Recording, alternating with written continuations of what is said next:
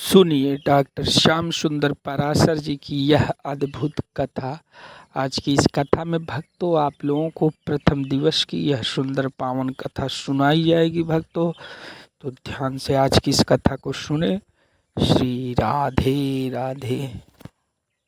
समय हमने खाली रखा था, पर दिल्ली में एक भगत जी का विशेष आग्रह हुआ कि पितृपक्ष में करना है, तो हमारे मोनू भैया की ये विशेषता है, वो मान जाते हैं, ठीक है कोई बात नहीं, हमारा तो हर साल का है, थोड़ा बहुत आगे पीछे हो जाए कोई बात नहीं। तो फिर ये पितृपक्ष उनको दे करके ये अपनी नवरात्रि फिर हमको यहाँ देनी पड़ी।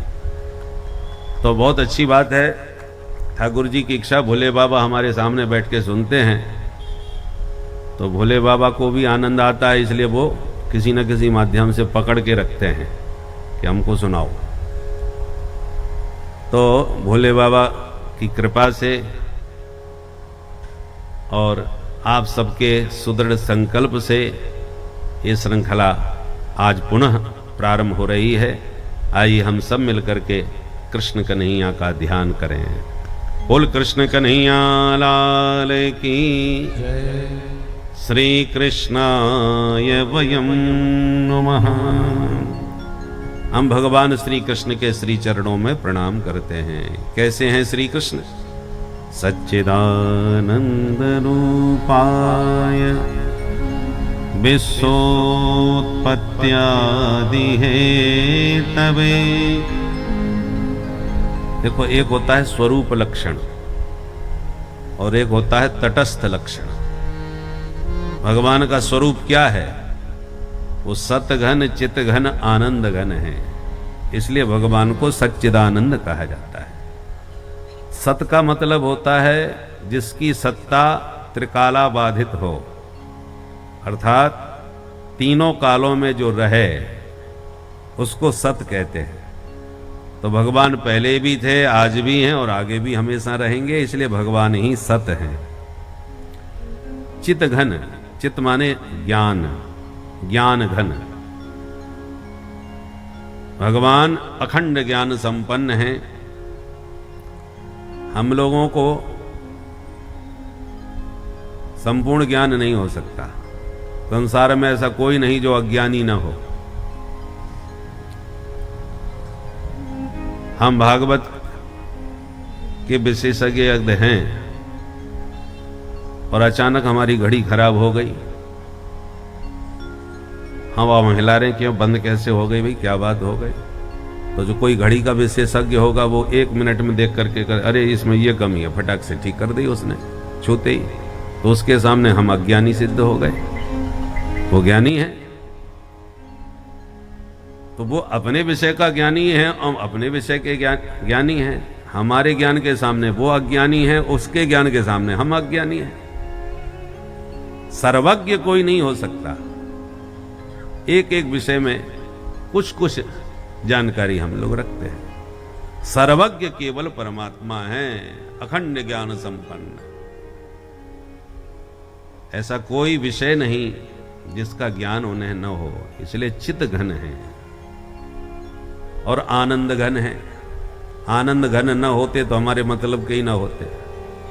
हमें उनसे आनंद आता है, इसलिए सब परमात्मा को पाना चाहते हैं, क्योंकि वो आनंद की राशि है। जो आनंद सिंधु सुख राशि।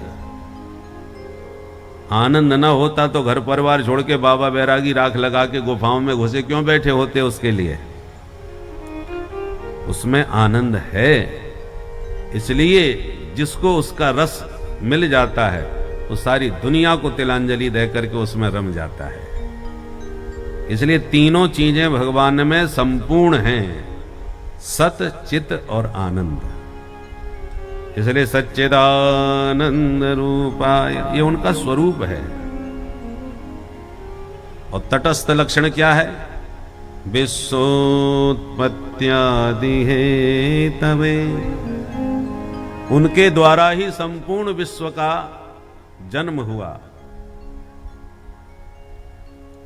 सारा संसार उन्हीं ने बनाया, और सिर्फ बनाने वाले नहीं है, स्वयं बनने वाले भी हैं। बनाया भी और बने भी।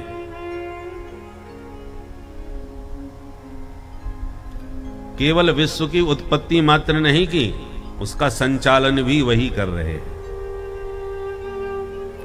सूर्य भगवान तनिक नीचे की तरफ खिसक आए, हम सब जल करके राख हो जाएं। इतना दिव्य उनमें तेज है, अग्नि है। और तनिक ऊपर खिसक जाएं हमसे तो हम सब बर्फ में बदल जाएं। तो ये सब बैलेंस किसने बनाया है? सारे ग्रह अपनी अपनी कक्षा में गति कर रहे हैं। थोड़ा भी इधर उधर हुए तो विस्फोट हो जाएगा।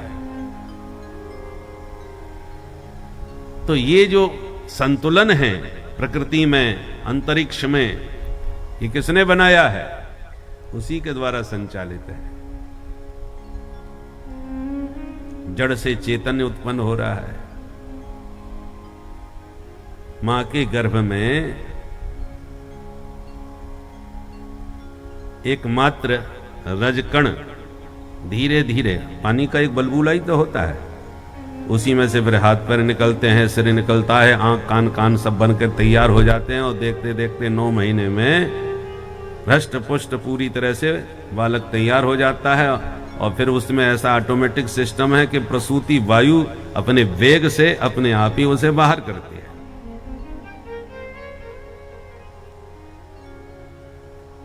और बाहर आने के बाद में जिस मां के स्तन में दूध की बूंद नहीं थी और बच्चे ने जन्म लिया नहीं कि दूध की धारा प्रकट हो गई। क्षीर सागर के वासी हैं भगवान। लाखों जीव जन्म लेते हैं इस धरती पर, परंतु उनका लालन पालन कैसे होगा बिना दूध के? तो सप्लाई वहीं से होती है, क्षीर सागर से। बालक को जब तक जरूरत पड़ेगी संचार वहां से बना रहेगा, और जहां आवश्यकता खत्म हो गई, खाना पीना चालू कर दिया बाहर से, तो कनेक्शन कट। ये सब प्रबंध कौन कर रहा है? ये उसी परमात्मा का ही चमत्कार है। जब तक बच्चे का दूध पीने की स्थिति होती है तब तक उसको दांत नहीं देते। धीरे धीरे दांत दिए, वो भी दूध के दांत दिए, हल्के से। हल्का फुल्का खाते खाते जब सब कुछ खाने में पचाने में समर्थ हो गया, सोई भगवान वो हल्के वाले दांत वापस लेके मजबूत वाले दे देते हैं कि अब इनसे काम नहीं चलेगा, ये दूसरे लो। 32 दांत दिए एक एक करके, ताकि आप जो खाओ 32 बार चबाओ। दांत का काम आंत को न करना पड़े, आराम से पाओ। इसलिए हमारे आचार्यों ने कहा मौन होके आराम से भोजन करना चाहिए। बातें करते हुए और हड़बड़ी में जल्दी जल्दी जो भोजन करते हैं वो भोजन सुपाच्य नहीं होता, पेट खराब करता है। तो ये सारा प्रबंध प्राकृतिक रूप से ऐसे ही नहीं हो रहा, उसका कोई संचालन कर रहा है, जिसके अनुशासन में ये सब चल रहा है। तो केवल विश्व को उसने सिर्फ जन्म ही नहीं दिया, उसका प्रबंधन भी वही कर रहा है। जब तक खेल रहा है, मन लग रहा है, खेल चल रहा है। जब मन भर जाता है तो 1 मिनट में महाप्रलय के द्वारा सारे संसार को पुनः अपने पेट में रख करके सो जाता है। तो विश्वोत्पत्त्यादि हेतवे, विश्व की उत्पत्ति और आदि का मतलब पालन और संहार। इन तीनों के जो हेतु हैं, माने मूलभूत कारण हैं, उन्हीं के द्वारा ये सब हो रहा है। ऐसे प्रभु की चरण शरण ग्रहण करते ही तापत्रय विनाशाय, जीव के तीनों प्रकार के जो ताप हैं, दैहिक दैविक भौतिक तापा। दैहिक ताप माने देह के ताप 2 प्रकार के होते हैं, शारीरिक और मानसिक। कुछ शरीर से स्वस्थ रहते हैं पर मन से हमेशा टेंशन में, और कुछ मन से मस्त रहते हैं तो शरीर से हमेशा बीमार। तो दोनों ही शारीरिक क्लेश कहलाते हैं। दैहिक ताप इनको कहते हैं, शरीर से या मन से। दूसरा है भौतिक। भौतिक ताप किसे कहते हैं? भूत प्राणियों के द्वारा। भूत प्राणी कौन? 84 लाख जितने भी जीव जंतु हैं सब भूत प्राणी हैं। किसी प्राणियों से आपको जो कष्ट होता है वो भौतिक कष्ट होता है। जैसे सांप ने काट लिया, बिच्छू ने काट लिया, हैं, मधुमक्खी ने काट लिया, बर्र होती है पीली, वो काट लेती है। ये सब जीव जंतु ही तो हैं। इनके द्वारा जो हमें कष्ट होता है, पीड़ा होती है, उसको भौतिक ताप कहते हैं। ये सब भूत प्राणी हैं। और तीसरा होता है दैविक ताप। दैव ताप क्या होता है? देवताओं का। भूकंप आ गया, तूफान आ गया, अतिवृष्टि हो गई, अनावृष्टि हो गई, ऐसी बाढ़ आ गई महाराज, ये सब बह गया, घर डूब गया महाराज, राशन पानी सब चला गया। इसको कहते हैं दैविक ताप। और इन 3 तापों में सारे संताप आ जाते हैं। तो ये जितने प्रकार के 3 ताप हैं, तापत्रय विनाशाय, सब प्रकार के ताप जिनकी शरण ग्रहण करते ही समाप्त हो जाते हैं, जीव ताप मुक्त हो जाता है, ऐसे गोविंद के युगल पादार विंद में हम सब मिलके बारंबार प्रणाम करते हैं। बोल सच्चिदानंद भगवान की जय। नैम से सूतमासीन मभिवाद्य महामतिं कथामृत रसास्वाद कुशलः शौनको ब्रवीत। ये मंगलमयी कथा नैमिषारण्य में हो रही है। कहीं भी कोई भी प्रसंग किसी भी पुराण में आता है, ज्यादातर नैमिषारण्य से ही उसकी चर्चा प्रारंभ होती है। क्योंकि नैमिष भूमि में 88,000 ऋषि सूत जी महाराज से चक्र तीर्थ में बरगद के नीचे व्यासपीठ पर सूत जी को बैठा करके ये मंगलमयी कथाएं सुनते रहते हैं। प्यार से बोलो जय श्री राधे। जय श्री राधे। महात्माओं ने 1000 वर्ष तक चलने वाले सत्र का संकल्प लिया है। अब 1000 वर्ष तक कहां बैठ के कथा सुने? कौन सी जगह बढ़िया है? तो सृष्टिकर्ता ब्रह्मा जी के पास पहुंच गए महात्मा। महाराज जी आप ही बताओ, आपने दुनिया बनाई है।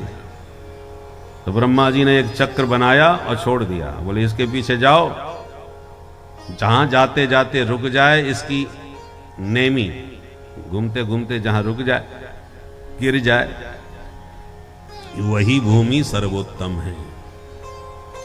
आज भी ग्रामीण अंचलों में कुछ ब्राह्मण देवता होते हैं जो कहते, उनसे पूछते हैं महाराज कुआं खोदना चाहते हैं, कहां खोदें, कहां पानी निकलेगा?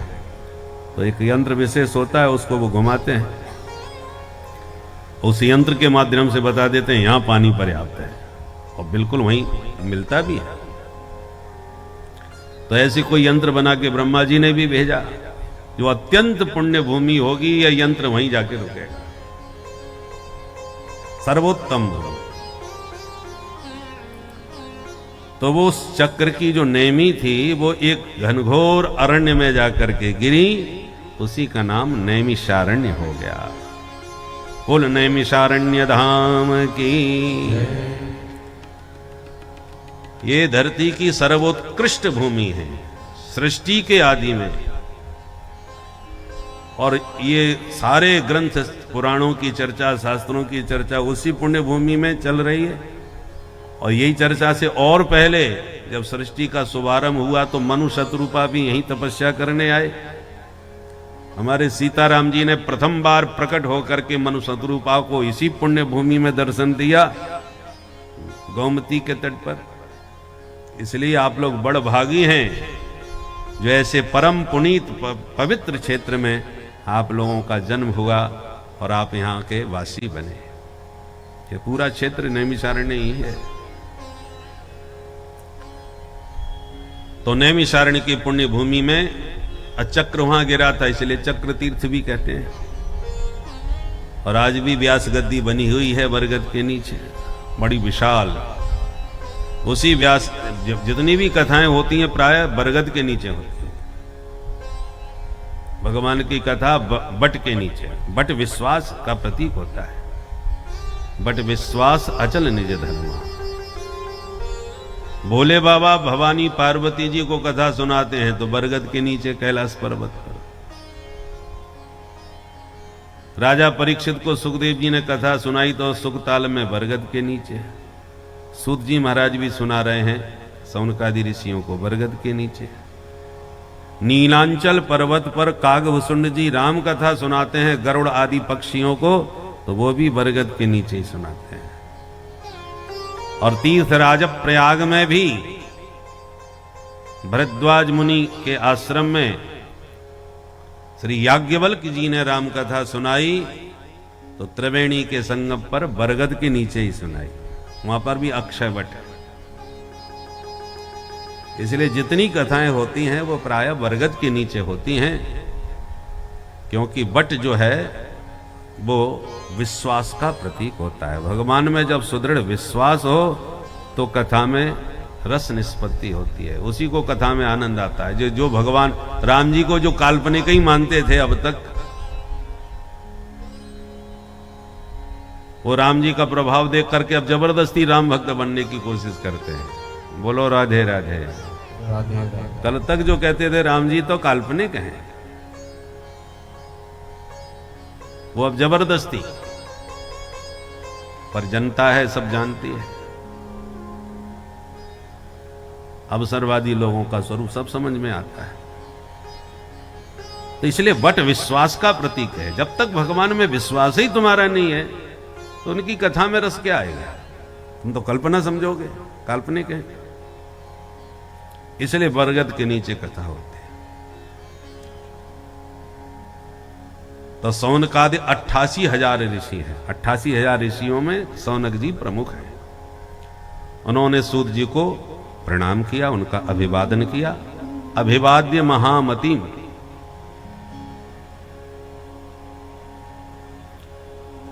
फिर सौनक जी ने प्रणाम करके कहा प्रभु, क्योंकि सौनक जी कथामृत रसास्वाद कुशल है, भगवान की कथा श्रवण करने में परम कुशल है। कथा सुनने की भी एक कुशलता होती है, चातुर्य। भगवान की कथा सुनते समय बिल्कुल खाली होकर के सुनना चाहिए। हमको कुछ नहीं आता, कुछ नया पाने के लिए बैठे। और जब मानसिकता ये हो जाती, हम तो 3 साल से वही कथा रटी पिटी सब सुन रहे हैं, तो सुनने में रुचि ही नहीं होगी। और जब आपने को खाली करके बैठोगे, आज कुछ और मिलेगा, बर्तन खाली होगा तभी तो भरेगा भाई। जब पहले ही भरा बैठा होगा तो फिर तो भरने की कोई गुंजाइश नहीं है। तो सौनक जी महान विद्वान हैं, उम्र में सूत जी से भी बड़े हैं, पर फिर भी सूत जी को प्रणाम करके बड़े विनम्र वचनों से कहते हैं, अज्ञान ध्वांत विध्वंस कोटि सूर्य समप्रभ, सूताख्या हि कथा सारम मम कर्ण रसायनम। हे सूत जी महाराज, हम लोगों का हृदय घोर अज्ञान के अंधकार से भरा हुआ है और आपके पास करोड़ों सूर्य के समान दिव्य ज्ञान का प्रकाश है। वो ज्ञान की दिव्य किरण हमारे कानों में डालिए ताकि हमारा जन्म जन्मांतर का अज्ञान रूपी अंधकार ध्वस्त हो जाए, समाप्त हो जाए। और आज कृपा करके ये बताएं हमें कि भक्ति ज्ञान वैराग्य को, विवेक को बढ़ाने के लिए वैष्णव लोग क्या करते हैं? हमारे भीतर भी ज्ञान वैराग्य कैसे बढ़े? भक्ति ज्ञान वैरागाप तो विवेको वर्धते महान, माया मोह निरासस्य वैष्णवै क्रियते कथम। ये वैष्णव लोग माया मोह की निवृत्ति के लिए क्या करते हैं? हमारे भीतर तो घोर मोह संसार के प्रति भरा हुआ है। ये मोह माया की निवृत्ति कैसे हो? कृपा करके आप हमें बताएं, क्योंकि महाराज अब कलयुग आ चुका है, कठिन काम कोई कर नहीं पाएगा। इसलिए भगवत प्राप्ति का जो सरल से सरल साधन आप समझते हो वो आज हमें बताएं, क्योंकि आपके ऊपर गुरुदेव भगवान की कृपा है। चिंतामणिर लोक सुखम सुरद्रोह स्वर्ग संपदम प्रयक्षति गुरु प्रीतो वैकुंठम योगी दुर्लभम। गुरु मेहरबान तो चेला पहलवान। गुरु जी की कृपा हो तो शिष्य के जीवन में कोई कमी नहीं रह सकती, परंतु गुरु के प्रति निष्ठा होना चाहिए शिष्य की। शिष्य जितना निष्ठावान और समर्पित सदगुरु का कृपा पात्र होता है, तो गुरु अपने पूरे तप को कृपा के रूप में शिष्य को प्रदान कर सकता है। एक उपमन्यु हुए हैं। उपमन्यु विद्यार्थी थे, पढ़ने के लिए गए। गुरुजन भी पहले बड़े सामर्थ्यवान होगा करते थे। गुरुजी ने कहा बेटा पहले सेवा करो तब विद्या मिलेगी। क्या सेवा करो? बोले गौ सेवा करो। जो आ गया गुरुदेव। गुरुनिष्ठ था। गुरुजी की जितनी गाय थी सब जंगल में चराने ले जाता था, शाम को ले आता था, दिन भर चराता था। और 12 साल तक गुरुजी ने गौचारण करवाया, गौ सेवा करवाई।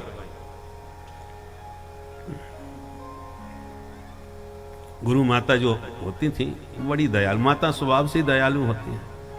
महाराज वो बेचारा पढ़ने आया है, 12 साल हो गए उसे, तुम गईं चराने में लगाए होंगे, वो ग्वारिया बना दिया उसे पूरा।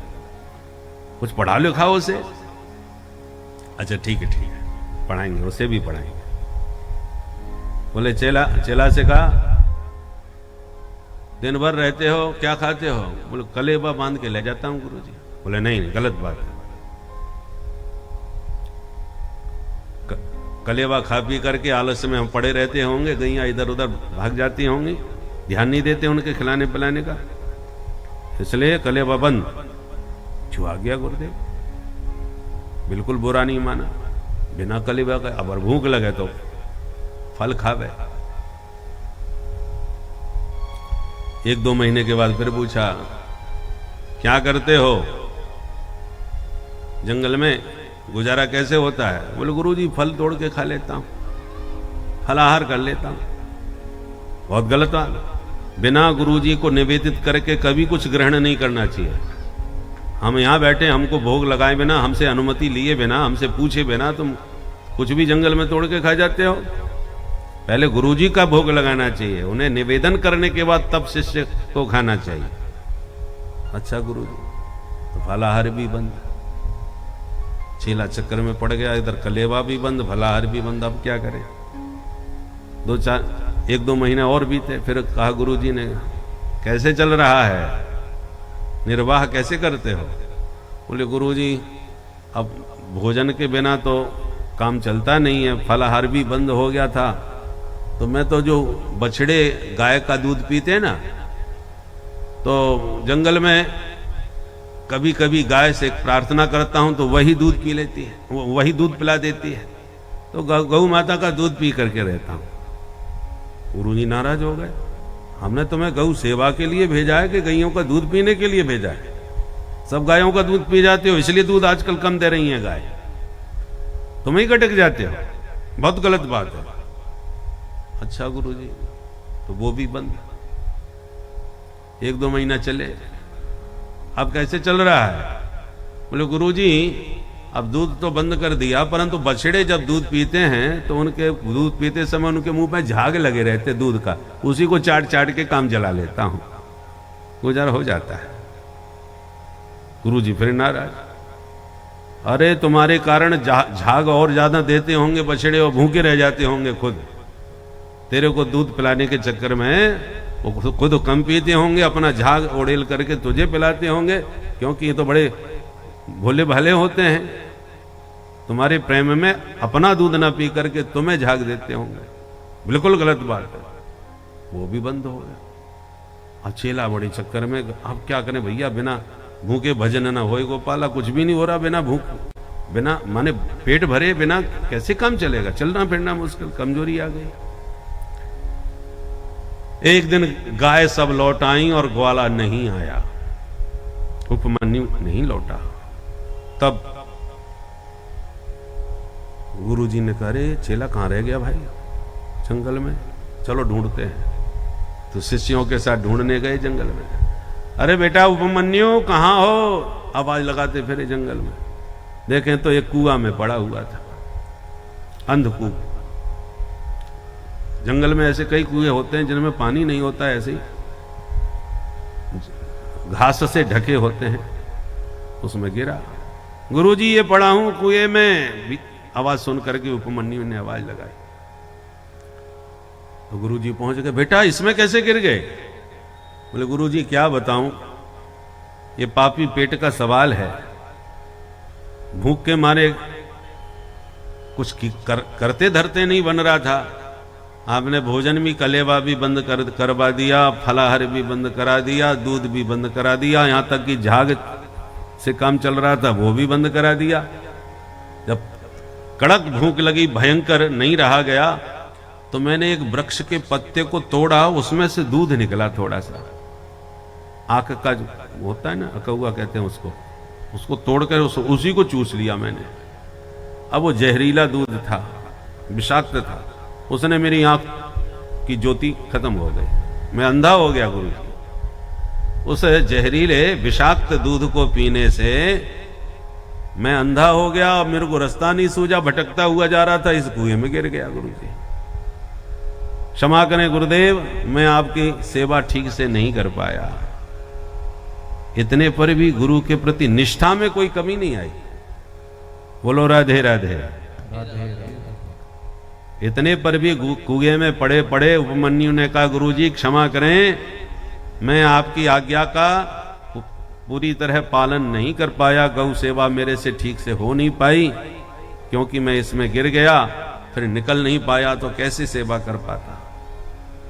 प्रसन्न हो गए गुरुदेव, वाह कितनी खतरनाक परीक्षा ली। 12 वर्ष तक कुछ पढ़ाना लिखाना नहीं, केवल गौ सेवा कराना, उसके बाद भी इतनी खतरनाक परीक्षा ली। पर इतनी परीक्षा में भी गुरु के प्रति कोई अश्रद्धा शिष्य में नहीं आई। अभी भी इतना कहने के बाद भी कह रहा है कि गुरुजी क्षमा करें, ये दास आपकी सेवा कर नहीं पाया। गदगद हो गए। तपोनिष्ठ महात्मा थे। तुरंत कुएं के ऊपर हाथ किया, वरुण देवता का स्मरण किया, देखते देखते कुएं में पानी भरता चला गया। इतना पानी भर गया कि वो तैरता हुआ ऊपर आ गया। कुएं में से पानी के द्वारा ऊपर आया, हाथ पकड़ के गुरुजी ने बाहर निकाला, आंखों पर हाथ फेरा संकल्प करके, और तुरंत नेत्र ज्योति स्वस्थ हो गई। नेत्र स्वस्थ हो गए, कुएं से बाहर हो गया। फिर गुरुदेव ने सिर पर हाथ रख करके और अपना शक्तिपात करते हुए कहा, पुत्र आज तक जो भी मैंने ज्ञान विज्ञान जीवन में उपलब्ध किया है वो सब तुम्हें प्राप्त हो जाए। इतना कहते ही सारा वेद वेदांत उपस्थित हो गया। तो और कोई शिष्य तो किसको एक विषय का पंडित, कोई दूसरे विषय का पंडित, एक एक विषय के पंडित बने। पर उपमन्यु ने इतनी कड़ी परीक्षा देने के बाद बिना कुछ पढ़े लिखे गुरुजी के संकल्प से शक्तिपात के द्वारा संपूर्ण ज्ञान विज्ञान गुरुजी के द्वारा प्राप्त हो गया। इसको कहते हैं गुरु निष्ठा। चिंतामणि का चमत्कार है, जिस वस्तु का चिंतन करोगे वही वस्तु तुम्हारे सामने उपस्थित कर देगी। दूसरा चमत्कार कल्प वृक्ष का भी है। कल्प वृक्ष के नीचे जो वस्तु की कल्पना करो वही तुम्हें प्राप्त हो जाएगा। चिंतामणिर लोक सुखम, चिंतामणि संसार के पदार्थ देने में सक्षम है, लौकिक सुख दे सकती है। पर सुरद्रोह स्वर्ग संपदम, स्वर्ग का जो कल्प वृक्ष है वो तुम्हें स्वर्गीय संपदा ला करके दे सकता है। पर प्रयक्षति गुरु प्रीतो वैकुंठम योगी दुर्लभम, गुरुदेव की यदि कृपा हो जाए तो बड़े बड़े अमलात्मा विमलात्मा महात्माओं के लिए भी जो दुर्लभ वैकुंठ धाम है वो गुरु कृपा से सहज सुलभ हो सकता है। बोल गुरुदेव भगवान की जय। चिंतामणि और कल्प वृक्ष से कदाचित तुम्हारा अहित अनिष्ट हो जाए, पर गुरु कृपा में हित ही हित होता है, अनहित कभी नहीं होता, अनिष्ट कभी किसी का नहीं हो सकता। उत्तम गुरु वह होता है जो शिष्य को अपने से भी श्रेष्ठ बनाना चाहे। जैसे पिता पुत्र को अपने से भी श्रेष्ठ देखना चाहता है। सर्वम इक्षति जयः पुत्रमिच्छति पराजयः। हर व्यक्ति सर्वत्र अपनी विजय चाहता है कि मैं इससे हर मामले में आगे निकल जाऊं, पर प्रत्येक पिता चाहता है कि मेरा पुत्र मुझसे भी आगे निकल जाए, उसके सामने मैं हार जाऊं। पुत्रमिच्छति पराजयः। पुत्र से पिता पराजय की अपेक्षा करता है कि इसके सामने मैं पीछे रह जाऊं, ये मुझसे भी आगे निकले। ये कल्पना, ये भावना संसार में सिर्फ माता पिता के भीतर ही हो सकती है, बाकी कोई किसी से पीछे रहना नहीं चाहता। हर व्यक्ति से आगे निकलना चाहता है, पर पिता ही है जो पुत्र से पीछे रहने का मतलब उसको वो चाहता कि जहां मैं पहुंच पाया मुझसे भी ये 2 कदम आगे निकल जाए। मेरे अंदर जो ज्ञान विज्ञान या गुण है, या जो भी मेरा कारोबार व्यापार है, मेरा पुत्र मुझसे भी आगे बढ़ा करके इसको ऊंचाइयों तक पहुंचाए। तो जो भावना पिता के मन में पुत्र के प्रति होती है, वही भावना गुरु के मन में शिष्य के प्रति हो कि मेरा चेला मुझसे भी आगे निकले, वो सच्चा सदगुरु है, वो उत्तम सदगुरु है। तो प्रयक्षति गुरु प्रीतो वैकुंठम योगी दुर्लभम। तो सौनक जी कहते हैं, हे सूत जी महाराज, ऐसे विशिष्ट गुरु के कृपा पात्र हैं आप, इसलिए वो ज्ञान विज्ञान हमको भी प्रदान करें ताकि हमारा भी जीवन धन्य होवे। आज सभी कथाओं का सार हमें सुनाते हैं। सूत जी बड़े खुश हो गए। महात्माओं, तुम्हारे प्रेम और श्रद्धा को देखते हुए सभी शास्त्रों का सार तुम्हें सुनाऊंगा, सावधानतया श्रृणु। सावधान होकर के सुनिएगा। कालव्याल मुखग्रास त्रास निर्णास हेतवे श्रीमद्भागवतम शास्त्रम कलौ कीरेण भासितम। ये सारा संसार काल व्याल का ग्रास है। काल रूपी महासर्प सभी को अपने मुख में खाए जा रहा है, इसलिए इसका नाम है मृत्युलोक। धीरे धीरे सब काल के मुख में जा रहे हैं, इसलिए इसका नाम संसार है। संसरति इति संसारः, शनैः शनैः संसरति। धीरे धीरे चल रहा है, हमको इसकी चाल नजर नहीं आ रही, परंतु चल रहा है, खिसक रहा है काल की तरफ। हमको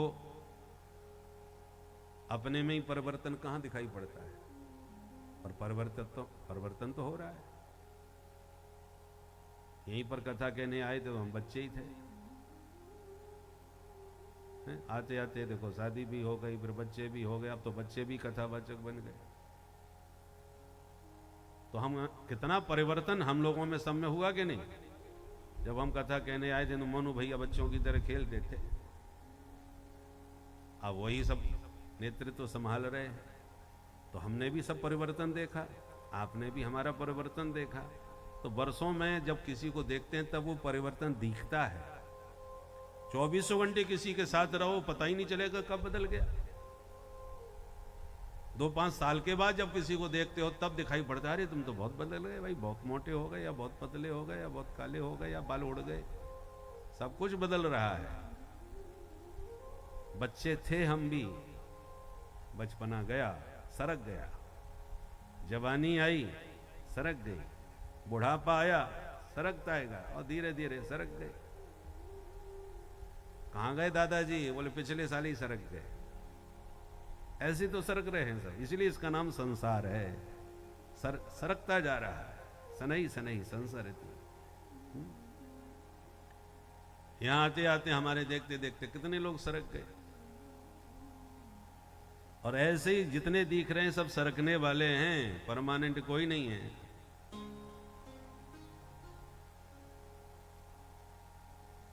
सब जाने वाले हैं।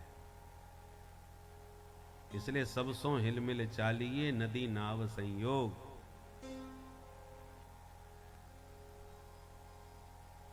परमानेंट कोई नहीं है यहाँ पर, कोई ना परमानेंट। इस मृत्युलोक में जो आया है उसे तो जाना पड़ेगा ही। मृत्यु अटल है, इस जीवन का अंतिम सत्य है। इसीलिए सांसारिक लोगों को कर्म के बंधनों से मुक्त होते हुए ईश्वर की तरफ बढ़ना चाहिए, ईश्वर की ओर, क्योंकि क्षणभंगुर जीवन है। कोई मृत्यु पर विजय नहीं प्राप्त कर सकता। इस क्षणभंगुर जीवन में यदि मृत्यु पर किसी को विजय पाना है तो उसे ईश्वर की शरण में जाना पड़ेगा, क्योंकि ईश्वर में की शरण में गया व्यक्ति ही मृत्यु पर विजय प्राप्त कर सकता है। तो ध्यान से इस कथा को सुने और प्रेम से बोलिए भक्तों, श्री राधे राधे। देवताओं को पता चल गया तो इस कथा का पान करने के लिए देवता स्वर्ग से धरती पर आ गए और अमृत का कलश साथ में लेके आए और परीक्षित को के सामने सुखदेव जी को देते हुए कहा, महाराज परीक्षित को अब ये हमारा अमृत पिला दीजिए, अमर हो जाएंगे, मरने का झंझट ही खत्म। पर बदले में हम चाहेंगे ये जो आप कथा इन्हें सुनाने वाले हैं वो हमको सुना दीजिए। प्रपाश्यामो वयम सर्वे श्रीमद् भागवतामृतम। आपके पास भागवतामृत है, हमारे पास स्वर्ग सुधामृत है। वो स्वर्ग सुधामृत परीक्षित पी लें, भागवत कथामृत हमें पिला दें।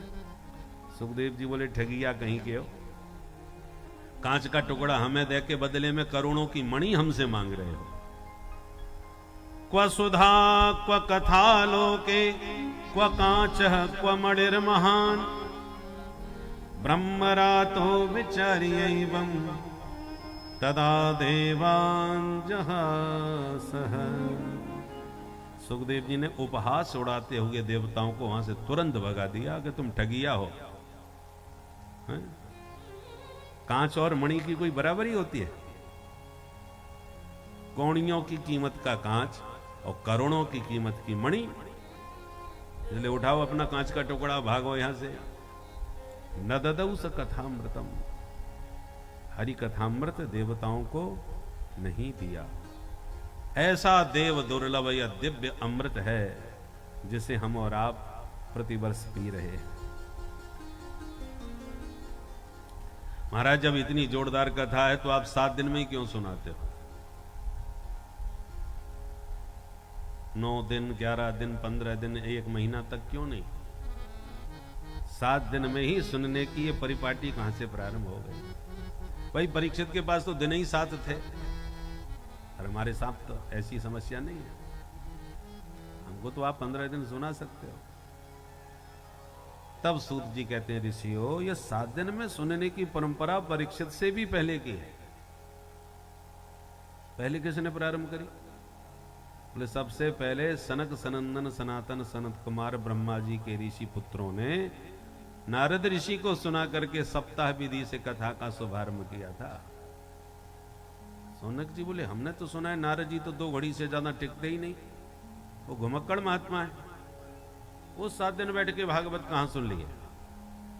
थोड़ा विस्तार से समझाओ, हमारा ये बात कुछ गले नहीं उतर रही। सूत जी कहते हैं चलो सुन। एकदा ही विशालायाम चत्वार ऋषयो मलाः सत्संगार्थं समायाता दद्रसोस्तत्र नारदम। एक समय की बात, विशालापुरी में, बद्रीनाथ में सनकादिक चारों भाई घूम रहे थे। काय के लिए घूम रहे थे? सत्संगार्थम। कोई संत मिले तो बैठ के कुछ भगवत चर्चा करें, सत्संग करें।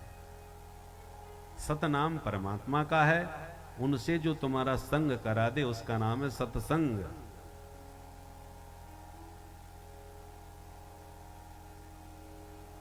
तो इसी भाव से सनकादिक चारों घूम रहे थे भैया कि तद्रसुस तत्र नारदम। उन्हें दूर से नारद जी दिखाई पड़े।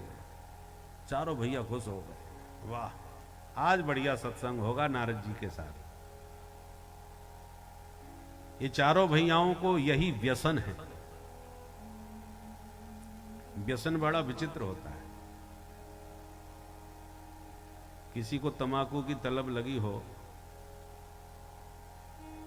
तो यदि न मिले तो बेचैन हो जाता है, परेशान हो जाता है, चारों तरफ दृष्टि घुमाता है कि कोई संगी साथी मिल जाए कहीं, और उसी वक्त उसका कोई मित्र रगड़ता हुआ बैठा नजर आ जाए तो आहा जैसे प्राण आ गए, तुरंत वो तो हजारों की भीड़ में उसी के पास जाके बैठेगा, भाई जा यार बना बना यार, हमारे लिए भी बना। बीड़ी पीने वाला होता है और माचिस ना हो उसके हाथ में, खत्म हो गई, या एक बची थी तो सोचा काम चल जाएगा, वही बुझ गई तो टेंशन में आ जाता है। अच्छे भले संपन्न व्यक्ति को भी मांगने के लिए, भाई जरा माचिस हो तो याद दो, उसे मांगने में कोई संकोच नहीं लगेगा। व्यसन बड़ा विचित्र होता है।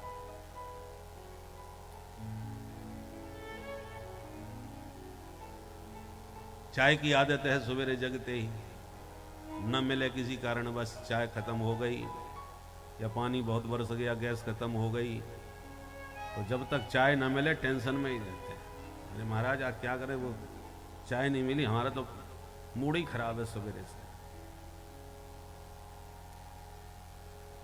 सबका अपना अपना व्यसन होता है, किसी का कोई चाय के बिना नहीं रह सकता, कोई बीड़ी के बिना नहीं रह सकता। बहुत से लोग तो महाराज तभी जाते हैं, उनका मूड ही तभी बनता है जब तक वो धुआं ना उड़ाते। तो इनका भी व्यसन है सनकादिकों का। क्या है? बोले कथा मात्रैक जीवन, भगवान की कथा ही इनका व्यसन है। कोई मिल गया तो बैठ के प्रेम से सुनते हैं, और कोई नहीं मिला तो 4 में से 1 वक्ता और 3 श्रोता, घर का सत्संग चालू। पर भगवत चर्चा के बिना चैन नहीं मिलता, दिन नहीं जाता। ब्रह्मानंद सदालय लीना, ब्रह्मानंद देखत बालक बहु कालीना, देखत बालक बहु कालीना। रूप धरे जनु चार्यो वेदा, रूप धरे जनु चार्यो वेदा। समदर्शी मुनि भेगत विभेदा,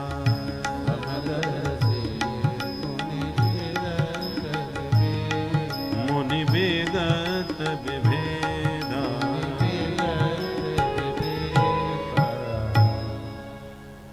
चारों महात्मा सनकादिक ऋषि मानो मूर्तिमंत चारों वेद हैं,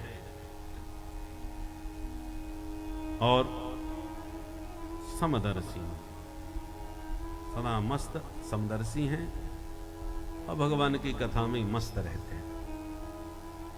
तो दद्रसुस तत्र नारदम, नारद जी दिखाई पड़े तो आनंद आ गया, अरे आज कथा सुनने को मिलेगी बढ़िया। पर नारद जी के पास पहुंचे तो नारद जी की शकल पे 12 बज रहे हैं, भयंकर टेंशन में। चारों भाई चक्कर में पड़ गए, ये बाबा तो दुनिया का टेंशन दूर करते हैं, आज खुद ही टेंशन में भाग रहे हैं। इनको कौन सी बीमारी लग गई, इनको काय की चिंता पड़ गई भाई।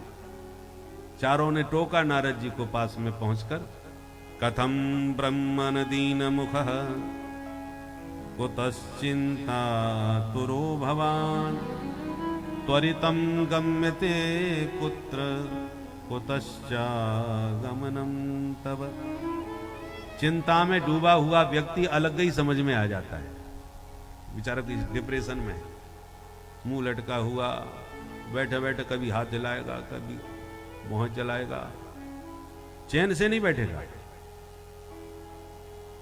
चिंता में जो व्यग्र प्राणी होता है वो ना बैठता है, वो कभी उठेगा, कभी इधर जाएगा, कभी उधर जाएगा, फिर आके बैठ जाएगा, फिर हाथ घुमाता रहेगा, परेशान अलग समझ में आ जाता है, और प्राय चेहरा बता देता है। ये दिल का दर्पण है, साइन बोर्ड, भीतर की सारी गड़बड़ी इसमें नजर आ जाती है। चेहरा सब कुछ बता देता है। महापुरुष तो तुरंत ही पकड़ लेते हैं मन की बात। तो जैसे ही नारद जी की ये हालत देखी, महात्मा समझ गए ये तो बाबा परेशान है। कथम ब्रह्मन दीन मुख, पास में आके पूछा तुम्हारा दीन मुख क्यों हो रहा है? कुतश्चिंता तुरो भवा, तुम्हें किस बात की चिंता खाई जा रही है? भाई घर गृहस्थी वाले चिंता करें तो समझ में बात आती है। बच्चे की शादी नहीं हो रही महाराज, बच्चे के बहू के बेटा नहीं हो रहा महाराज, कोई ना कोई लगा रहता है। पर बाबा तुम्हें काय की चिंता पड़ गई? कुतश्चिंता तुरो भवा, चिंता चिता से भी ज्यादा खतरनाक होती है। चिता पर एक बिंदी रख दो तो चिंता, तो चिता की बड़ी बहन हुई ना चिंता। चिता में एक बिंदी और लगती है तब चिंता बनती है, ज्यादा बड़ी है। क्यों?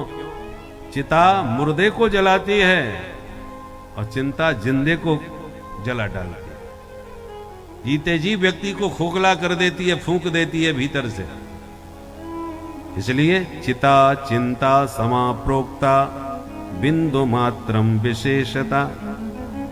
चिता और चिंता समान है, केवल बिंदु मात्र की विशेषता चिंता में ज्यादा है। चिता चिंता समाप्रोक्ता बिंदु मात्रम विशेषता।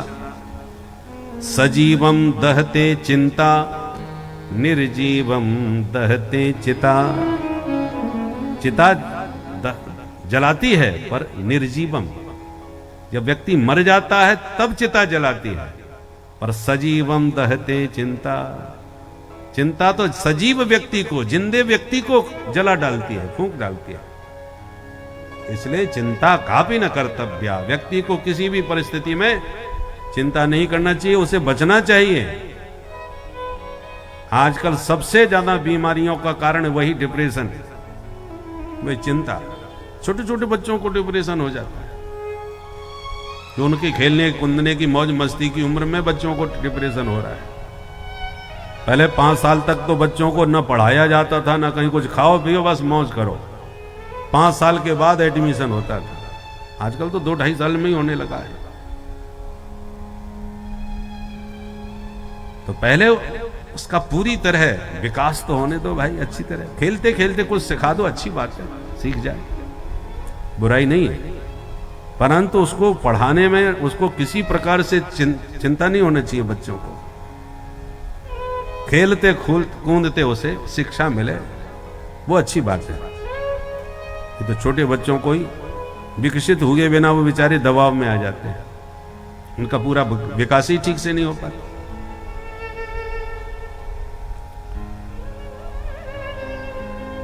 इसलिए बाबा आप क्यों टेंशन में हो? आपका मुंह तो ऐसे लग रहा है जैसे महान कंजूस का किसी ने धन लूट लिया हो। कौन सी संपत्ति लूट गई तुम्हारी? जो संपत्ति लोग लूट लेते हैं, ऐसी संपत्ति से साधु हाथ भी नहीं लगाते। और संतों के पास जो संपदा होती है उसे दुनिया में कोई लूट नहीं सकता। संतों की संपदा क्या है? हमारो धन राधा श्री राधा श्री राधा, हमारो धन राधा श्री राधा श्री राधा, हमारो धन राधा राधा राधा राधा राधा, हमारो धन राधा राधा राधा राधा, परम धन राधा राधा राधा राधा राधा,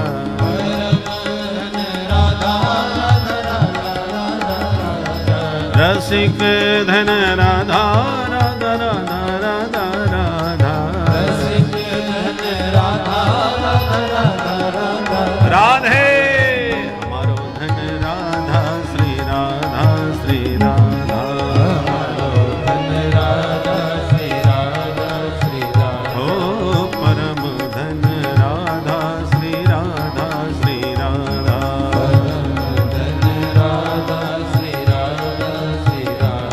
बरसाने वाली राधा राधा राधा राधा राधा, बरसाने वाली राधा राधा राधा राधा, मोहन की प्यारी राधा राधा राधा राधा राधा, मोहन की प्यारी राधा राधा राधा राधा, वृषभान प्राण दुलारी राधा श्री राधा श्री राधा ओ परम धन राधा राधा राधा राधा राधा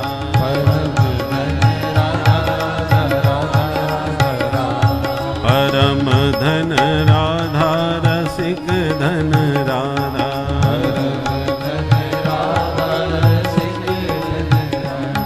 बरसाने वाली राधा मोहन की प्यारी राधा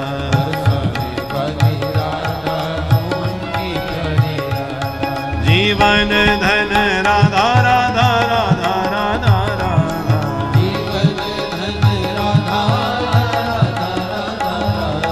प्राण धन राधा राधा राधा राधा राधा राधे हमारो धन राधा श्री राधा श्री राधा ओ परम धन राधा राधा राधा राधा राधा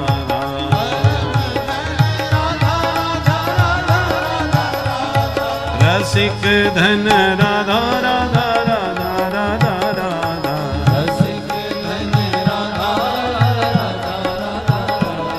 प्राण धन राधा राधा राधा राधा राधा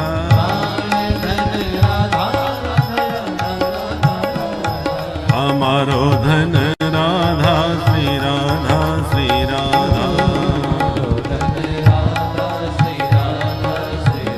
ओ परम धन राधा श्री राधा श्री राधा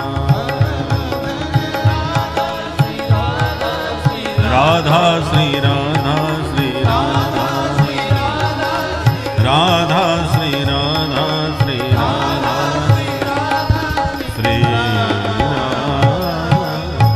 बोलो राधा रानी की बरसाने वारी की संतों की बस यही पूंजी है और इस पूंजी की विशेषता है कि खर्चे न कोई चोर न लेवे दिन दिन बढ़त सवायो पायो जी माने राम रतन धन पायो। तो ये तो कोई लूटने वाला धन है नहीं, तो तुम्हारा कौन सा धन लूट गया बाबा जो लुटे व्यापारी की तरह मुंह लटका के घूम रहे हो बद्रीनाथ में।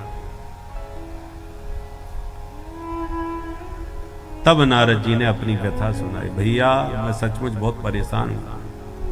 क्यों परेशान हूं वो सुनाओ। बोले आपकी तरह हम भी सत्संग प्रेमी महात्मा हैं और पृथ्वी पर ही भगवत कथा का लाभ प्राप्त होता है और ब्रह्मांड में कहीं नहीं, केवल इस पृथ्वी पर ही कथा सुनने को मिलती है। इसलिए मैं पृथ्वी पर गया। अहम तु पृथ्वीम यातः ज्ञात्वा सर्वोत्तमामिति। सर्वोत्तम सत्संग की भूमि पृथ्वी है, ऐसा पृथ्वी पर है। और पृथ्वी में फिर कहां गए? पुष्करम च प्रयागम च काशीम गोदावरीम तथा हरिक्षेत्रम कुरुक्षेत्रम श्रीरंगम सेतुबंधनम। जब पृथ्वी का नाम लिया तो पूरे भारतवर्ष के तीर्थों का नाम लिया। अमेरिका, इंग्लैंड, जापान का कहीं कोई चर्चा नहीं। हम तो पृथ्वी में आता, मैं पृथ्वी पर गया। और पृथ्वी में कहां कहां गए? बोले पुष्करम, राजस्थान में तीर्थों के गुरु हैं पुष्कर, पुष्कर राज में गया। फिर प्रयागम, तीर्थों के राजा हैं ये प्रयागराज। वो तो बाबा की कृपा हो गई, नहीं तो अल्लाहाबाद हो गए थे। बोलो राधे राधे। ये जितने भी तीर्थ हैं, अयोध्या जैसा धाम फैजाबाद हो गया, सब विकृत हो गए थे। अब धीरे धीरे सब ठीक हो रहे हैं, सुधर रहे हैं। हमारे केवल सनातन धर्म के इस ग्रंथ में ही भारतवर्ष की विभूति और वैभव का वर्णन मिलेगा। किसी मजहब के जितने भी ग्रंथ हैं, कहीं भी आपको भारतवर्ष के गौरव की गाथा सुनने पढ़ने में नहीं मिलेगी, क्योंकि वो है ही नहीं। भारतवर्ष के नहीं हैं, इसलिए तो वहां भारतवर्ष का वर्णन नहीं है। भारत का वर्णन तो केवल हमारे सनातन ग्रंथों में ही मिलेगा। पुष्करम च प्रयागम च काशीम गोदावरी तथा हरिक्षेत्रम कुरुक्षेत्रम श्रीरंगम सेतुबंधनम, श्रीरंगम और सेतुबंधनम। सेतुबंधनम माने रामेश्वरम, माने सारे भारतवर्ष के तीर्थों का सांकेतिक वर्णन किया। नारद जी कहते हैं तीर्थ तो मिले, तीर्थों में गया भी, पर तीर्थी नहीं मिले। तीर्थी कहते हैं संतों को। जब तक किसी तीर्थ में तीर्थी का वास न हो तब तक वह तीर्थ दिव्य नहीं होता। तीर्थों को तीर्थत्व तीर्थी प्रदान करते हैं। तीर्थी कुर्वन्ति तीर्थानि स्वांतस्थेन गदाभृतः। तीर्थी तीर्थ को तीर्थत्व प्रदान करते हैं। अच्छा, तीर्थों में यदि संत नहीं मिले तो तीर्थ व्यर्थ हो जाते हैं, और कहीं तीर्थ न हो और संत बैठे हों कोई सिद्ध, तो वो तीर्थ बन जाता है। ऐसे हजारों तीर्थ हैं जिसका नाम नहीं तीर्थों में कहीं, परंतु कोई संत बैठ गया और उसके तपो बल से वह भूमि ही तीर्थ बन गई। हमारे ग्वालियर जन्मभूमि है मध्य प्रदेश में। ग्वालियर के पास मुरैना, भिंड मुरैना ग्वालियर एक किसी जमाने में चंबल के बीहड़ों से प्रसिद्ध था, चंबल के डकैत। पर उसी चंबल की घाटियों में एक महात्मा हुए जंगल में। पत्थर को जो पत्थर होता है ना, उसको पटिया बोलते हैं, पटिया। तो एक पटिया पर बाबा बैठ करके तपस्या करने लगे। जंगल में जाकर के वो पटिया वाले बाबा ही सिद्ध हो गए। उनका नाम वास्तव में कोई नहीं जानता, केवल पटिया वाले बाबा के नाम से ही वो प्रसिद्ध हो गए। जंगल में तप किया वो पटिया वाले बाबा। बिच्छू किसी को डस लेता है तो पटिया वाले बाबा के नाम का बंध लगा लेते हैं मिट्टी से, और वो सुरक्षित रहते हैं। वहां करके जब पानी पीते हैं तो सारा बंध टूट जाता, विष का प्रभाव से मुक्त हो जाते हैं। ऐसे चमत्कारी महाराज वो स्थान बन गया। आज कभी आप फाल्गुन मास के कृष्ण पक्ष में जाइए, फाल्गुन कृष्ण में 1-1 लाख व्यक्तियों का भोजन भंडारा बनता है। और भंडारे में खीर मालपुआ सब्जी और बूंदी। वहां खाने का तरीका यह है कि बूंदी, खीर, मालपुआ सब्जी आपके परोसी जाएगी। अब खीर में शक्कर नहीं होगी, बूंदी डाल करके खीर में फिर खाओ।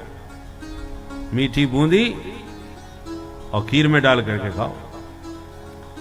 पटिया वाले बाबा का आज तक हमने वहां, हम तो कई बार गए। अष्टोत्तर शत होता है 12 108 ब्राह्मण जाकर के फाल्गुन में वहां पाठ करते हैं, लाखों की संख्या में। जितना बड़ा मंच है इतनी बड़ी कढ़ाई मालपुआ बनाने वाली, कम से कम 10-12 लोग उसके चारों तरफ बैठते हैं, मालपुआ डाल डाल करके बनाते हैं। इतनी बड़ी चौड़ी कढ़ाई है।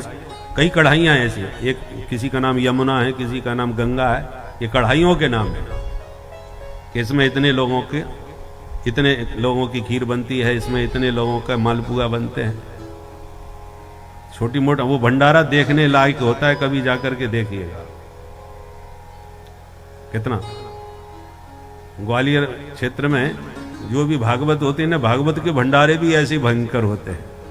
जब जितने श्रोता आएंगे सब भंडारा पाके जाएंगे प्रतिदिन। और खीर मालपुआ जरूर बनेंगे, वो भी शुद्ध घी के। और 20-20, 25-25 हजार लोग प्रतिदिन कथा में आते हैं और सब भोजन पाके जाते हैं महाराज। इसलिए वहां भागवत कराने बहुत बड़ी बात मानी, और उन्होंने भागवत कराई भाई। 20-25 हजार आदमी का नित्य भंडारा पाना 7 दिन तक, वो बड़ा भारी पड़ जाता। एक जगह तो हमने वहीं पर क्या बोले महाराज, अंतिम भंडारा विशाल होता है। तो उन्होंने कहा, हमने बोले महाराज अब की बार अपने अंतिम भंडारे में 3.5 लाख लोगों का भोजन बनेगा। 3.5 लाख लोगों का भंडारा? बोले हाँ महाराज, और आपको भंडारे में जरूर रुकना है। तो हमने कि एक बार इतने बड़ा भंडारा देखना तो चाहिए भाई। हम रुके स्पेशल, नहीं तो हम तो कथा करके चल देते हैं। 8वें दिन भंडारा देखने के लिए रुके। ऐसा जबरदस्त भंडारा हुआ महाराज कि ट्रैक्टर 26 गांव थे, सारे 26 गांव धुआं बंद समझ गए। किसी के घर में धुआं नहीं उठना चाहिए, कोई भोजन नहीं बनाएगा घर में, सब यहीं भंडारा पाएगा। छोटे बच्चे से लेकर मेहमान जो भी आए हों आपके, किसी के घर चूल्हा न जले, उसको हमारे यहाँ कहते हैं चूल्हा बंद धुआं बंद भंडारा। 26 गांव का आसपास के, जो जनता का रेला उमड़ा भंडारे में, जबकि गर्मियों का समय था। तो मैंने देखा खेत, तमाम बड़े खेतों की जो जमीन थे उस खेतों में ही होता है भंडारा। तो खेतों में सेक्टर बनाए गए, 25-26 सेक्टर बने, और एक बीच में मचान बना जिसमें वो नेतृत्व करने वाला देख रहा है कहाँ कैसा चल रहा है। हाँ भाई 14 सेक्टर में खीर खत्म हो रही है, लेकर के पहुंचो, वहां से आदेश दे रहा है, माइक में आवाज लगा रहा है। हाँ 15 नंबर में पूड़ी खत्म हो रही है, 15 सेक्टर में पूड़ी लेके पहुंचो भाई, ऐसे करके वो दिशा निर्देश दे रहा है ऊपर। इतना बड़ा भंडारा, और मैंने देखा बड़े बड़े नेता विधायक सब वहां आ रहे थे, मुख्यमंत्री तक पहुंचे भंडारे में। और एक व्यक्ति का वो था, केवल सबका नहीं, एक व्यक्ति का खर्चा था और पूरे गांव का सहयोग था, क्योंकि एक व्यक्ति इतने लोगों को भोजन पवा नहीं सकता।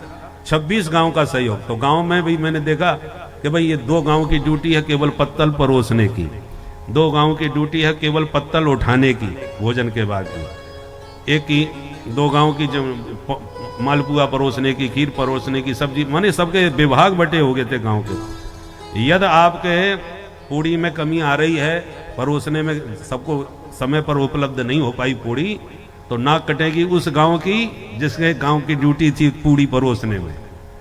मालिक को कोई लेना देना नहीं, उसने बांट दिया मीटिंग करके।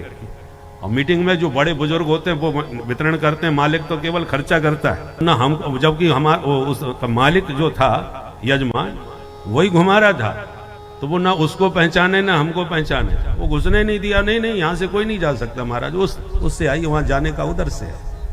हमारे वही गजब की व्यवस्था है, जो आयोजक है और जो कथावाचक है दोनों को ही नहीं घुसने दिया उसने।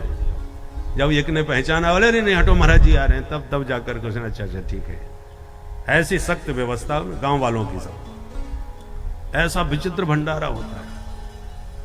और फिर क्षेत्र के लोगों के जो रेला पैदल आ रहा, माने रोड रोक दी गई थी, वाहन आज नहीं चलेंगे इधर से, क्योंकि पूरी सड़क पर जनता ही जनता दिख रही थी, तो वाहन पर प्रतिबंध लगा। तो इतनी दूर तक जनता गर्मी में पैदल जाएगी, तो गांव वालों ने जगह जगह प्याऊ आदि की व्यवस्था कर रखी थी कि कोई खाने वाले जो जा रहे हैं और खा के आ रहे हैं, सबको किसी को पानी की कमी ना पड़े। ट्रैक्टर ट्रॉलियों में सब गांव के लोग अपनी अपनी ट्रैक्टर ट्रॉली वहां लगा दिए, ट्रॉलियों में सब्जी भरी है, ट्रॉलियों में खीर भरी है, उसमें पनी लगा करके ऐसी व्यवस्था करनी, बर्तन कहां से आएगा, तो ट्रॉलियों में ही खीर मालपुआ ये सब भरा हुआ है, और बाल्टियों से भर भर करके परोसा जा रहा है निकाल करके। देखने लायक भंडारा था महाराज, हमने तो पूरी उसकी पिक्चर बनाई। और कभी कभी ये वो फेसबुक पे आजकल सोशल मीडिया पे आ जाती है। अभी बागेश्वर बाबा की कथा हुई वहीं उसी क्षेत्र में, तो दिखाया जाता वो चलता है ना, जैसी मशीन कहते ना, उससे जो है टाला जा रहा था आलूओं को, क्योंकि इतना बड़ा कढ़ाया, उसमें कौन कैसे उसको ठीक करे। तो उसको आलू जो बनाए जा रहे थे उसी जैसी मशीन से। अद्भुत है महाराज भंडारा। 3-3, 4-4 लाख लोगों का भोजन का भंडारा। उस क्षेत्र में भंडारे का विशेष ही महत्व है। तो कभी मन हो देखने का तो फाल्गुन कृष्ण पक्ष में तो ये प्रतिवर्ष होता ही होता है, वो भंडारा देखने योग्य होता है। बोलो राधे राधे। तो मैं निवेदन कर रहा था, भले ही तीर्थ नहीं है, पर किसी संत ने वास कर दिया, तपस्या करी, तो तीर्थी के वास से वो तीर्थ ही बन गया। आज उस तीर्थ की पटियावारे बाबा के वो है स्थान, उसकी दंडवती परिक्रमा लगती है, लोग मनोरथ पूर्ण करने के लिए वहां जाते हैं। 11 मुखी हनुमान जी विराजमान है, बड़ा भव्य तीर्थ बन गया। इसलिए तीर्थी कुर्बंती तीर्थानी। नारद जी कहते हैं मैं तीर्थों में गया पर तीर्थी के दर्शन नहीं हुए, संतों के दर्शन नहीं। और जो संत मिले, पाखंड निरता संत, वो पाखंड से लिप्त। तीर्थों में इसलिए जाते हैं ताकि यात्री ज्यादा आवे और थोड़ा चढ़ोतरी ठीक ठाक हो गए। इसलिए तीर्थी वहां संत बन के बैठ गए हैं। वस्तुतः संतत्व उनमें नजर नहीं आते। अत्युग्र भूरि कर्माणि नास्तिका रौरवा जना तेपि तिष्ठन्ति तीर्थेषु तीर्थसारस्ततो गतः। वो संतों में पाखंड फैला हुआ है।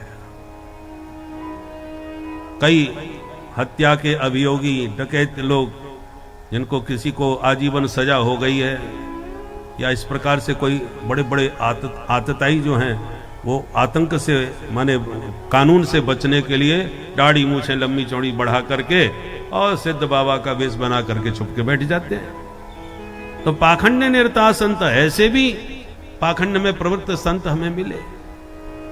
गृहस्थों में भी बहुत गड़बड़ी हो गई है। ये कलयुग है, हर जगह मिलावट है।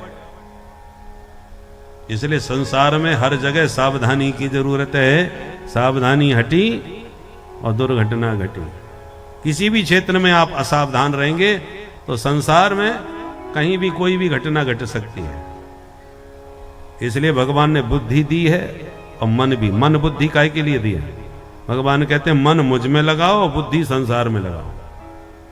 मन से सदा मेरा मनन करो, स्मरण करो, और संसार का व्यवहार बुद्धि लगा के करो। हम लोग उल्टा कर रहे हैं, मन संसार में लगाए बैठे हैं। 24 घंटे मन से संसार का ही चिंतन चलता रहता है, और जब भगवान की बात आएगी सोई बुद्धि लगाना चालू कर देंगे। भगवान ने ऐसा क्यों किया, भगवान ने वैसा क्यों किया। भगवान होते भी हैं कि नहीं होते? बुद्धि से कसने की कोशिश करते हैं भगवान को, बुद्धि से पकड़ना चाहते हैं भगवान को। अरे यो बुद्धि परसस्तु सह, भगवान गीता में कहते हैं वो परमात्मा बुद्धि से बहुत ऊपर है, तुम्हारी बुद्धि में वो नहीं आएगा। भगवान का एक नाम है अधोक्षज। अक्षज माने इंद्रिय जन्य ज्ञान। अक्ष कहते हैं आंख को, अक्ष माने आंख, और आंख से जो देखा जाए वो विषय, दृश्य। तो केवल आंख को तो आंख कहते ही हैं, मां की सारी इंद्रियां भी अपने अपने विषय को अपने अपने ढंग से देखती हैं। इसलिए सारी इंद्रियों को भी अक्ष कहा जाता है। जैसे मृग नाम हिरण का है, और मृग शब्द व्यापक भी है, माने जितने भी वन। आज की इस कथा में इस प्रकार से देखा गया कि ईश्वरीय भक्ति ही सर्वोपरि है। मन चंचल है, मन भागता रहता है, तो मन को स्थिर करना है तो गोविंद में मन लगाना ही पड़ेगा। कर्षयति इति कृष्ण, जो जब जबरदस्ती मन को अपनी तरफ खींच ले उसे ही कृष्ण कहते हैं। तो कृष्ण भक्ति का अर्थ ही यही है कि मन को उनकी भक्ति में लगाना, स्थिर रखना, यही भक्ति का मेन उद्देश्य है। तो आप लोग भी इस भक्ति में मन लगाते रहिए, कथाओं को सुनते रहिए और प्रेम से बोलिए भक्तों श्री राधे राधे। सुना जाता है कि देखा जाता है? व्यवहार में कहते हैं ना, कभी सुन के देखो। इसका मतलब कान भी देखते हैं, सुन के देखते हैं। अरे क्या गजब की मिठाई है, थोड़ा चाख के देखो। तो चाखा जाता है कि देखा जाता है? इसका मतलब रसनेन्द्रिय भी खा करके देख रही है अपने विषय को, स्वाद को। देखो कितना सुंदर फूल है, जरा सूंघ के देखो। तो सूंघा जाता है कि देखा जाता है? घ्राण इंद्रिय सूंघ करके देख रही है। बहुत सुंदर कोमल है, जरा छू के देखो। स्पर्श इंद्रिय भी देख रही है छू के। इसका मतलब सारी इंद्रियां अपने अपने विषय को देख रही हैं, इसलिए समस्त इंद्रियों को भी अक्ष कहा जाता है। और अक्ष के द्वारा माने इंद्रियों के द्वारा जो भी विषय ग्रहण किए जाते हैं वो अक्षज हो गए। परंतु भगवान हैं अधोक्षज। इंद्रियों के द्वारा जो विषय ग्रहण किए जाते हैं वो सारे इंद्रियों की गति जिनसे नीचे रह जाए, अधम माने नीचे, उसी का नाम है अधोक्षज, परमात्मा का नाम। इंद्रियों की वहां तक पहुंच नहीं है कि वो उसको देख पाए, सूंघ पाए, पकड़ पाए, छू पाए ना। इसलिए भगवान इंद्रियों से परे हैं, इसलिए नाम अधोक्षज है। हाँ, इंद्रियों के वो विषय नहीं बन सकते, पर वो चाहें तो स्वयं इंद्रियों को अपना विषय बना सकते हैं। जैसे हम राष्ट्रपति भवन में चाहे जब घुस के नहीं जा सकते उनसे मिलने, पर राष्ट्रपति जब चाहें तब हमसे मिलने आ सकते हैं। हमारी गति उन तक नहीं है, पर उनकी गति तो हमारे तक है। उसी प्रकार हम परमात्मा तक नहीं पहुंच सकते, पर परमात्मा तो हम तक आ सकते हैं। बोलो राधे राधे राधे। इसलिए परमात्मा अधोक्षज हैं। नारद जी कहते हैं सनकादिकों से, भैया संतों में पाखंड हो गया है और गृहस्थों का जीवन विचित्र हो गया है। माता पिता की सेवा के प्रति उदासीन हो गए। देवी जी का घर में पूरा चलावा चलता है। सलाह की जरूरत पड़े तो ससुराल से साले साहब सलाह देने आते हैं। श्याल को बुद्धिदायक है। और बेटा बेटियों का भी विवाह नहीं करते, बल्कि सौदा करते हैं जहां जितने में पड़ जाए। पुराने जमाने में हाट लगती थी, आज भी लगती होंगी। हम लोग गाय बैलों को खूब खिला पिला करके मस्त करके बेचने के लिए लाते हैं, और जो बैल जितना बढ़िया हृष्ट पुष्ट होता है किसान खरीदते थे, उसके उतना ही बढ़िया दाम मिलता था। तो आजकल ऐसी बेटा बेटियों का भी विक्रय होने लगा है। महाराज हमारा बेटा डॉक्टर है और ये हमारा बेटा वकील है और जज बन गया है महाराज, तो कम से कम इतना तो आपको देना चाहिए उसके विवाह में। तुम विवाह संबंध कर रहे हो कि उसका सौदा कर रहे हो?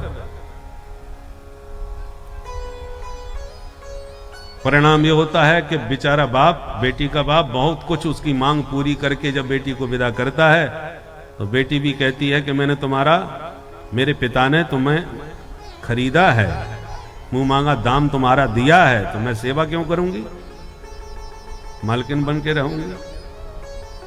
इसलिए दंपति नाम च कलकनम, ये सब विषय कलह के कारण बन जाते हैं। फिर विवाह के बाद जो पति पत्नी में सामंजस्य प्रेम होना चाहिए वो नहीं रहता,